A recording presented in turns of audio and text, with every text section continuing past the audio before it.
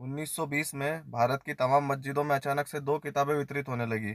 एक का नाम था कृष्ण तेरी गीता जलानी पड़ेगी, और दूसरी किताब का नाम था 19वीं सदी का लंपट महर्षि।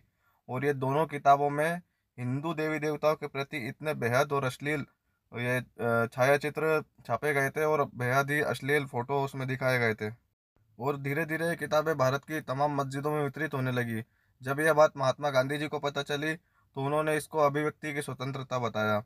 जब इसके बारे में महाशय राजपाल जी को पता चला, तो 1923 में लाहौर स्थित उनने राजपाल प्रकाशक से अपनी एक किताब निकाली जिसका नाम था रंगीला रसूल। उसमें लेखक का नाम नहीं लिखा गया था, सिर्फ लिखा गया था दूध का दूध और पानी का पानी। लेकिन इसके असली लेखक पंडित चंपूपति थे। और रंगीला रसूल में लिखी गई सभी तमाम बातें सच थी। इसमें कुछ भी झूठ नहीं था। ये जो भी लिखा गया था सब तमाम सबूतों के साथ लिखा गया था। ये किताबें बहुत वर्षों तक इंडिया में वितरित होने लगी, और वितरित होती रही बहुत सालों तक इंडिया में। लेकिन एक दिन अचानक 24 मई 1924 को यंग इंडिया के एक लेख में गांधी जी ने एक विवादित पंक्ति लिखी।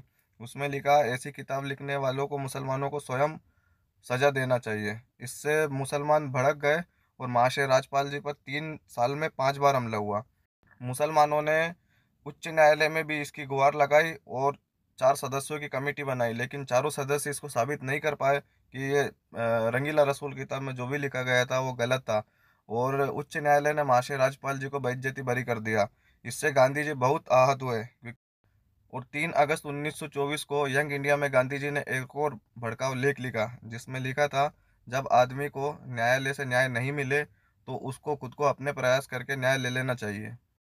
गांधी जी के इस लेख से मुसलमान और भड़क गए, और 6 अप्रैल 1929 का हमला महाशय राजपाल जी के लिए बहुत बुरा साबित हुआ, और इस हमले में उनकी जान चली गई। महाशय राजपाल जी को मारने वाला मोहम्मद इल्म दीन था, जिसने गदा से महाशय राजपाल जी पर कई बार वार किया, जिसमें उनकी जान चली गई। और सबसे बड़ी बात तो यह है कि उस टाइम पे गांधी जी लाहौर में ही स्थित थे। 4 दिन तक गांधी जी लाहौर में रुके, लेकिन वो महाशय राजपाल जी के घर पर मिलने भी नहीं गए, और कोई सांत्वना भी व्यक्त नहीं की।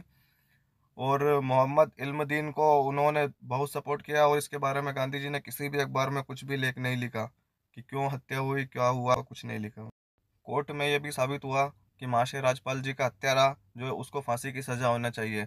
लेकिन 4 जून 1929 को गांधी जी ने मोहम्मद इल्मुद्दीन की फांसी पर रोक लगाने की मांग की, और वायसराय को चिट्ठी लिखी कि यह सिर्फ 19 वर्ष का एक भटका भूला हुआ बालक है, इसको माफ कर दिया जाए।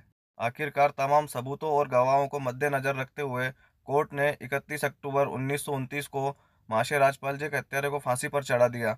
2 नवंबर 1929 को गांधी जी ने यंग इंडिया में एक और लेख लिखा, और मोहम्मद इल्मुद्दीन